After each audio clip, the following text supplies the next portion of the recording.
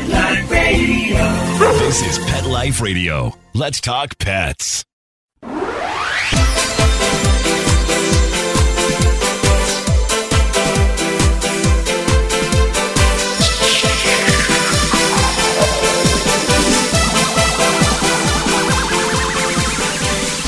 Hello! You're listening to Animal Party on Pet Life Radio with me, Deb Wolfe, and I decided to invite Dr. Stan Coren, the professor, back on the show when I saw in the news, like probably many of you did, the terrifically funny footage of a person trying to get on a plane with a peacock and another person trying to get on the plane with the squirrel, each one claiming that this is going to calm them. Well, it's their PTSD pet. And, you know, if I was on that plane, having a pet squirrel on the plane with me would not calm me. Neither would a peacock. I know what they sound like. And I very likely, I don't think they'd be pooping in litter boxes. So I want to ask Dr. Coren, what is all this about these anxiety assistance animals? And where should the line be drawn, Dr. Coren? Welcome to the show, by the way. We're talking with UBC professor Dr. Coren. He's been on my show many times. He's a professor of psychology, and he's written many best-selling books on dogs, too. So I love to put these weird psychology questions to him. So if you've ever wondered why dogs or cats or animals do what they do, this is the kind of show for you. We're going to talk about the psychology behind us humans and the animals. And so the first question is about these people who want to get these odd animals on the plane. What's going on there? Well, I'll tell you, there's bound to be in the news sometime soon somebody who wants to get on the plane with a bowl carrying their emotional support goldfish. Yeah. You have to understand that there's lots and lots of data which suggests that when you interact with a familiar and friendly animal, and most of the research has been done on dogs, and if you're interacting with that animal and petting it, there's a whole bunch of changes which occur in your body. Your heart rate goes down, your blood pressure goes down, your muscles relax, you breathe more regularly, and there's even evidence that there are hormonal changes. So you get oxytocin, which is a hormone associated. Oh, the painkiller. That's the one that makes us pregnant mothers have an easier time delivering. I know that one. Yes, well, it's also associated with affection. So nice. When you're caressing somebody, the oxytocin flows more. And the corticosteroids, the stress hormones, go down. So there are good things associated with this. The data says that the largest effects are gotten by interacting with dogs. You get a lesser effect with cats. I have no idea what effect you get with squirrels or peacocks. What about fake dogs? Like those fake Asian-made simulated animals that they seem to be passing around old folks' homes, and I find disturbing. I don't know why I find it disturbing. Maybe because sometimes the patient doesn't seem to know it's not a real dog. I don't know what it is that bothers me about that, but is that the same as a dog, the fake dog? Okay. No, an awful lot of the effect has to do with touch. So, feeling that fur and the warmth is really important. But equally important is the fact that there is an emotional responsiveness. You get this reciprocity. So you touch the dog and the dog responds with particular behaviors to you. And that kind of social support, there's all sorts of psychological evidence which shows that we manage stress an awful lot better when we've got emotional support, even just somebody sitting, near us. But it has to be alive. Okay. Your pet rock so it can't fake it. It can't be like a simulated cat that purrs or a dog that wags its tail. That's how I picture it. No, actually, there's been some research which, there was one thing which used, I don't know, it looked like a large rat to me, which was a furry thing which actually had a vibrator inside, so it did purr. Okay, yeah. And kids seem to like it better than one which doesn't purr, but it had no effect on the stress reactions of the adults. So So do you think an airline is justified in saying like dogs only or dogs and cats only, or like what would a hedgehog be okay? Like I'm trying to think on this. I'm trying to be open-minded. Okay, these rejections were done in the States, and there is a Persons with Disabilities Act, and it says that licensed therapy dogs or service dogs, like for the blind and deaf, must be taken on. But the big problem is a whole lot of people are using this as an excuse to bring anything they want on. So, they bring their pet, whatever it is, on. And none of these things have been certified, and none of these things have been specially trained. And I think that unless they've been trained and certified, they should not be on. Yeah, I agree with that. The difference between, even though, I breed puppies and I sell puppies, and last year I had a litter of 9 standard poodles where 3 went to service. And their siblings that didn't go to service are very similar. But once they're trained and certified, these dogs that we know, they are so predictable and so guaranteed to behave in a certain way in public. Whereas their siblings, well, maybe they'll have a mischievous day, a naughty day, and make on the carpet an accident or do something inappropriate. Even though they're the same potential almost, it's the training that goes into them makes them able to pass in society. And I don't think people get that. That's right. And, the fact that we draw comfort, I draw comfort from my old empty-headed little Cavalier King Charles Spaniel. And, his skills are really quite limited. I had the person who trained the top obedience dog in the U.S. and Canada, Ward Faulkner, try to train him to retrieve, and he couldn't get out. Ward eventually said, that dog won't hunt. I think that's a quote from a movie, right? That dog don't hunt. That dog won't fetch. That dog just won't fetch.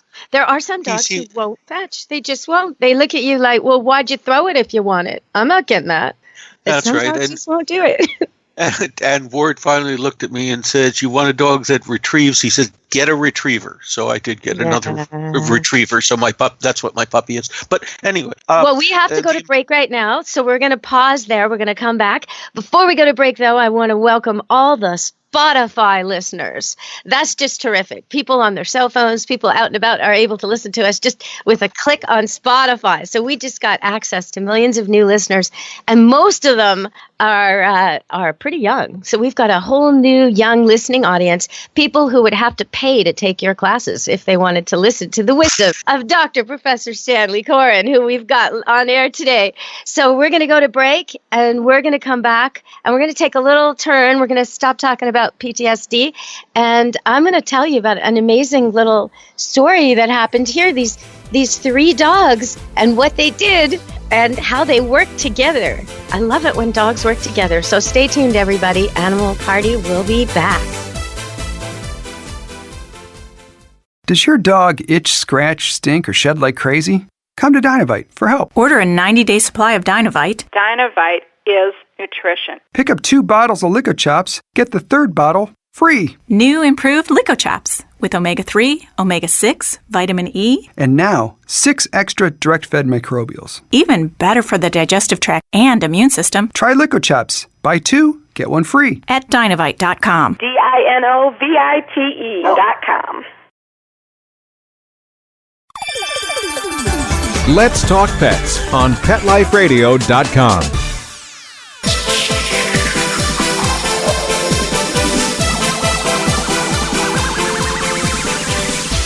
Hello! You're listening to Animal Party on Pet Life Radio with me, Deb Wolfe, and my guest, Dr. Stanley Coren, Professor Stan Coren.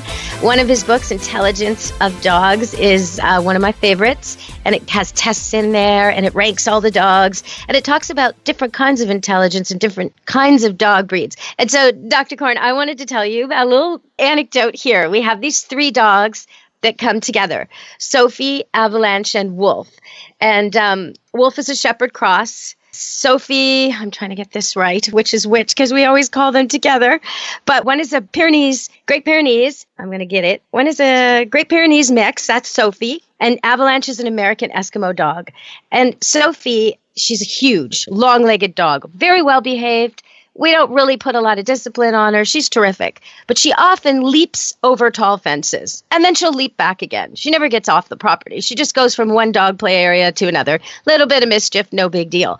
Well, recently we saw her lie on top of one of these very, very tall gates and just lay there intentionally. I'm serious. It was totally intentional. So that her buddy, Avalanche, the Eskimo Cross, could walk up her like a bridge and go over the gate with her. And then the two of them ran off and played in the area they're not supposed to be in yet. They're a little ahead, leaving the shepherd behind. And I just thought, oh my gosh, that's just so cooperative. And it shows so much about their breeds. The shepherd, of course, didn't follow, didn't join in, wouldn't jump over anything if you paid him, sat there barking. And I thought, I better tell Stan about this. So I also saw on TV that there was a dog who pulled another dog out of traffic and saved it last week on the news. And I wanted to ask you, how common is this dogs working together like this? Well, actually, I wrote a couple of chapters about that sort of thing in one of my books. It's actually much more common than you might think.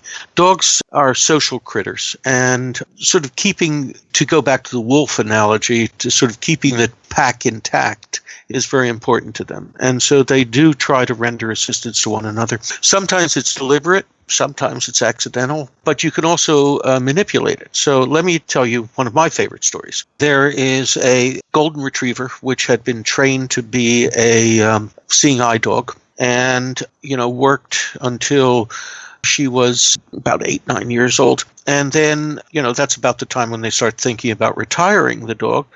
And so the dog was retired, and it turned out that within about 3 or 4 months of retirement, she went blind.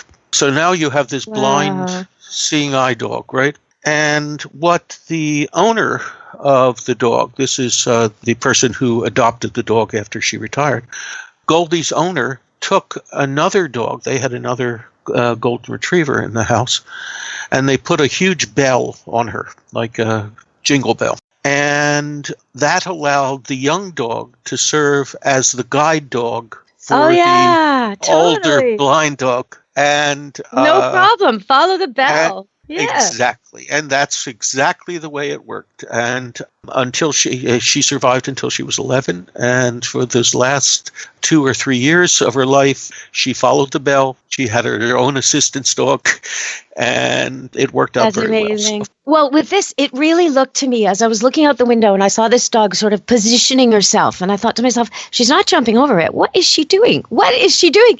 And then I saw the other one like climb up her. I thought, this is just like when you see those army movies where the short recruit and the tall recruit reaches back over the wall and pulls the short recruit over. It's like, that's teamwork. No question. That's right. Okay, so I've got some other topics. We had some questions when I told people you were coming on the show. I had a lady contact me who has an autistic child, and she had a very specific question that I know you can handle. I told her a little bit, like get the autistic child to feed the dog and walk the dog and be important to the dog. But her question is, why do dogs like some people and really not bond with other people? And a follow-up to that is, how can she help her dogs to like her autistic child more? Well, part of this is going to have to do with breed. They're Jack Russells in this case. Little Jack Russells, middle-aged and elderly. Well, you're shaking your head. Oh, no. Yeah, it's not the mush bucket you were hoping for. No. No, terriers are not the most affectionate dogs in the world. I mean, I had a terrier who I dearly loved, and I wrote a book about him. Actually, there was a book about the 13-year war that my wife had with this Cairn Terrier.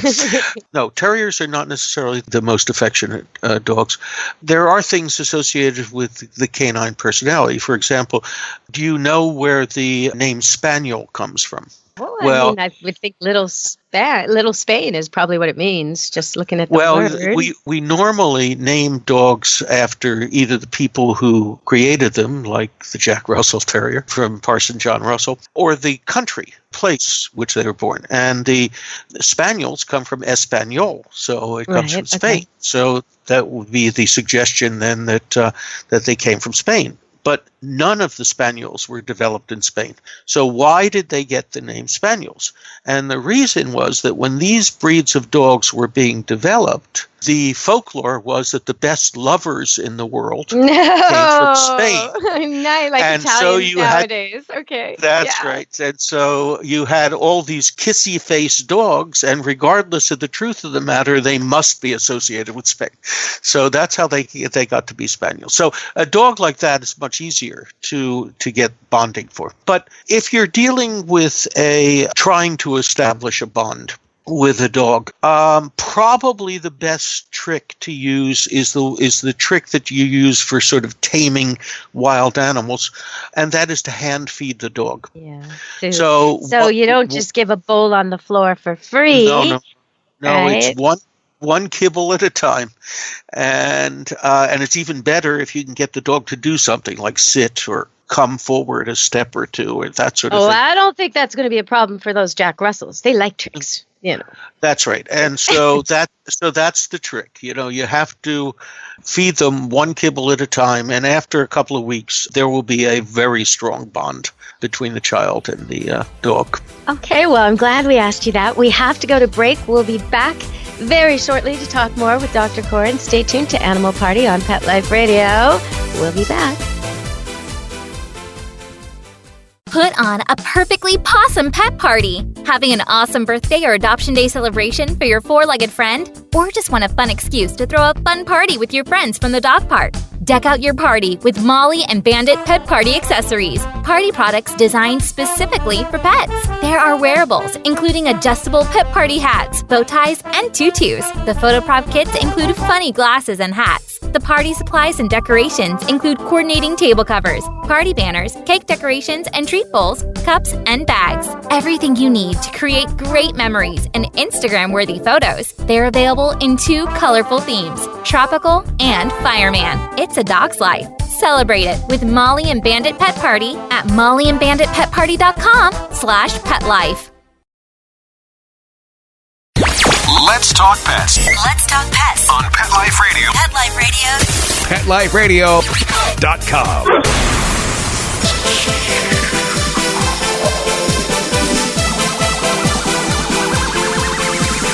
Hello! Welcome to Animal Party on Pet Life Radio with me, Deb Wolfe. And I've got Dr. Coren on the air today talking to us about psychological issues, delving deeper into things with animals and people.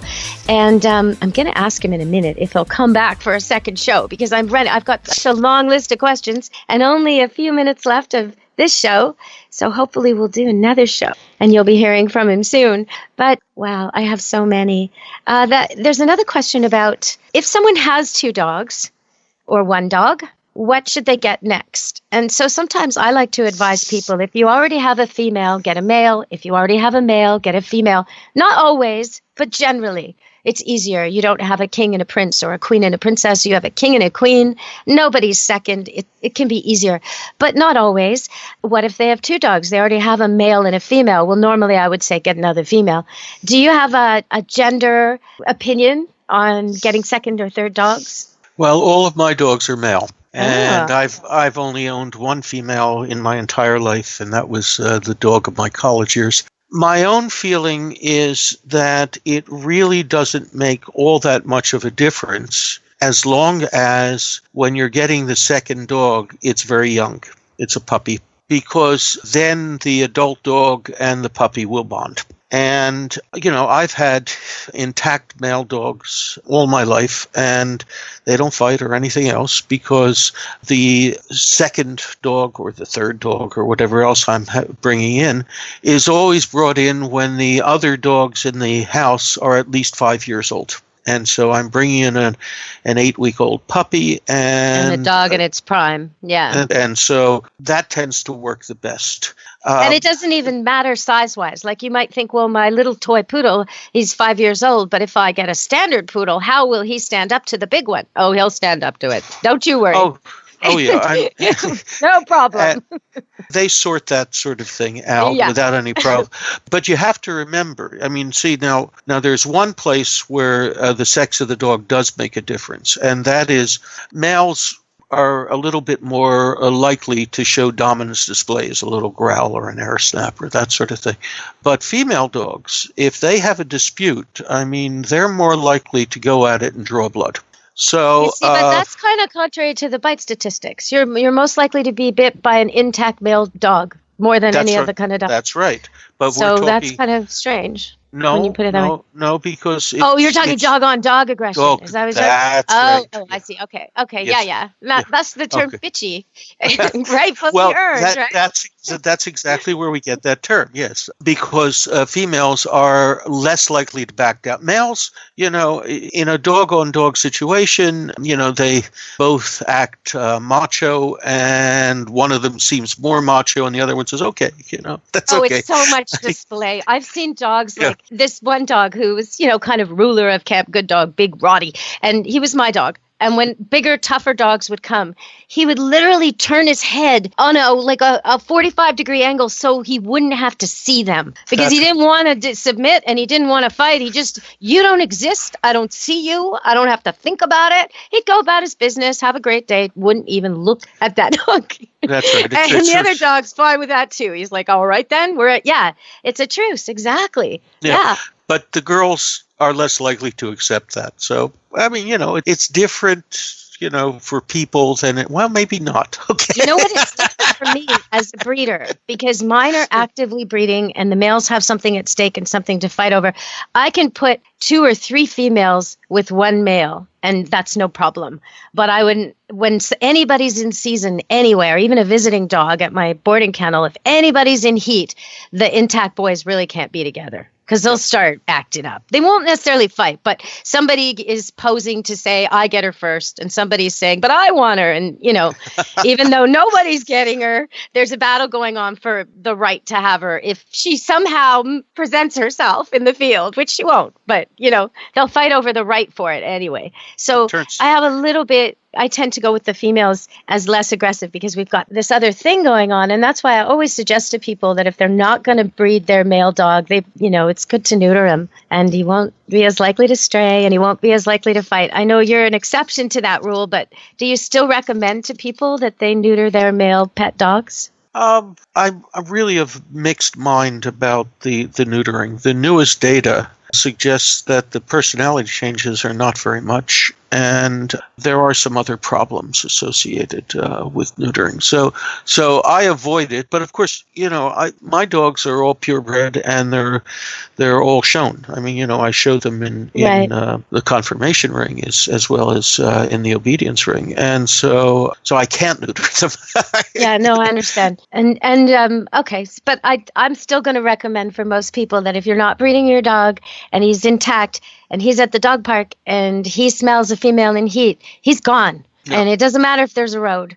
And if some other male decides that he smells a female in heat and he doesn't like the look of your dog, or he may not even be intact, he may just not like the smell of your intact dog, your dog becomes a target. So it's a lot harder to be a normal person with kids and stroller and dog park and drinking your Starbucks at the dog park and not really paying so much attention. You can't really do that with the intact males the same way. So I really recommend people neuter them, and also because of the population problem. Your dogs, Stan, are not going to get away and make unwanted puppies. My customers, maybe that might happen when the kid takes it for a walk, right? Because the dog's determined and the kid's unprepared, and boom, it happens in an instant. And now they're locked and the kid's crying because he can't get them apart, and it's too late, really. Yep. So okay, so we have to end the show, but if you love this show, stay tuned. In a week or so, there'll be another one. All right, so thank you very much for joining me today, Dr. Coren.